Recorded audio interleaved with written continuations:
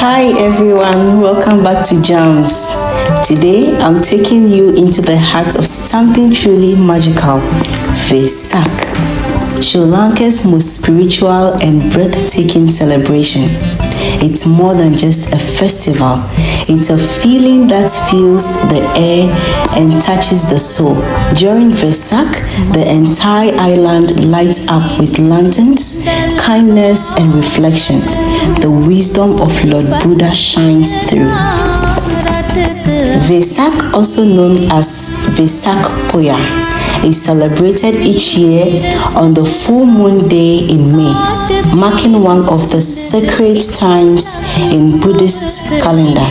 It marks three deeply meaningful moments in the life of Buddha: his birth, Janma, his enlightenment, Bodhi, and his passing into final peace known as Parinirvana. It's a national holiday here and you can feel the calmness in the air, shops closed, and the music quiets down, and a sense of peace takes over.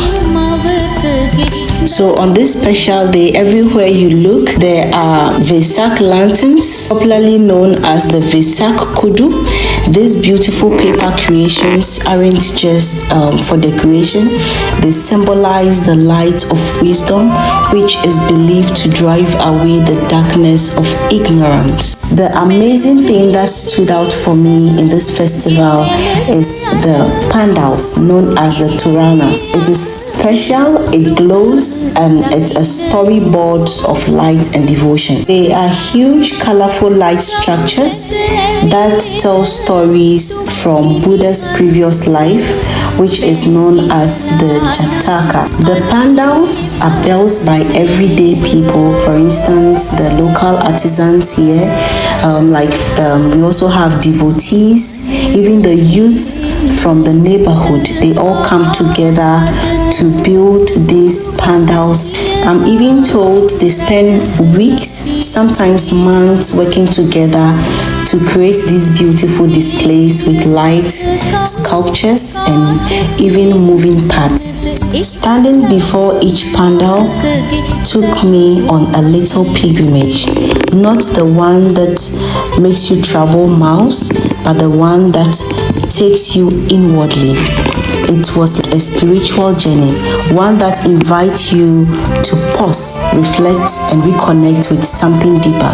Every light, every story, every face in the crowd, it all draws you inward. Let me share with you a few of the incredible things that I saw during my walk before the pandals.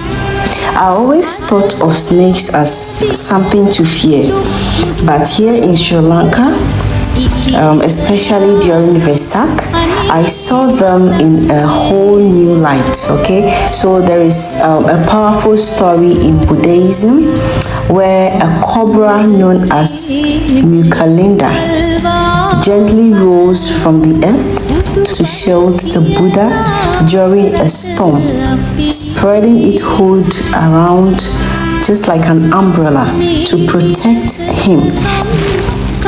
So when I saw the pandal showing this, it really stood out. It's not just about a snake, it's about how even nature seems to protect what is pure and peaceful. Anytime I see pictures of the Buddha sitting on a snake, I used to think it had a negative connotation. But Vesak has really enlightened me on this image. And most of the pandals that were mounted had stories behind them, but this very one captured it beautifully by displaying 6 key moments in the Buddha's life, from his birth to his final teachings. As you can see, we have 1 to 6, which shows his childhood, when he was meditating, his adulthood, and he even left this world. So this is so beautiful because it helps you even if you don't know anything about Buddha. just by looking at this pandal, you can at least explain to somebody what it's all about. So I saw one pandal with a cow, and it is believed in Buddhism that the cow symbolizes patience, gentleness, and kindness. It represents the values of non-violence and compassion towards all living things. And trust me, in Sri Lanka, many people are deeply against violence towards animals, to the extent that on some special occasions like the Vesak and some other Poya, which is the holidays, meat is not sold anywhere in the country. So I was new in Sri Lanka, and my friends were telling me there will be Poya, so you have to buy meat if I'll be needing meat during the weekend. And I'm like, what are you talking about? And I was told on those days, when you even go to the supermarket or any meat shop, the place will be closed. In supermarkets, the meat side will be covered, meaning no meat for anybody on that day. And they are that strict. Trust me, they are that strict about their rules. When you go out everywhere on the streets, schools, churches, even supermarkets, you see the lotus flower being used to decorate and change the whole atmosphere. Normally, it's the pink colors that you see around.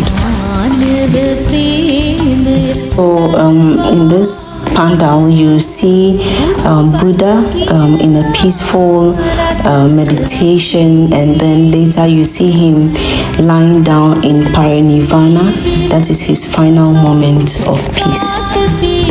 So another heartwarming part of Vesak is the Dansalis free food store run by volunteers, community groups, youth clubs, sometimes business owners or shop owners.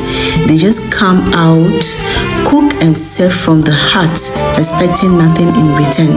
This is an act of generosity called Dana, which reflects the true spirit of Buddha's teachings. So during the Vesak, at the temple, people come to offer flowers, they light oil lamps, and they sit in silent meditation. It's a time to pause and reconnect with the values of peace, mindfulness, and loving kindness. Evenings, you hear the soft melodies of Bhakti devotional songs. They fill the night with messages of hope, harmony, and joy. During this festival, people wear simple white clothes, a symbol of purity and respect. It's not about fashion, it's about peace and humility. As the final lantern glows and the street quiets down, one truth remains. Vesak isn't just seen, it's felt. A celebration of light, love, and inner peace that stays with you long after the night fades. Thank you for coming along on this magical journey through Vesak.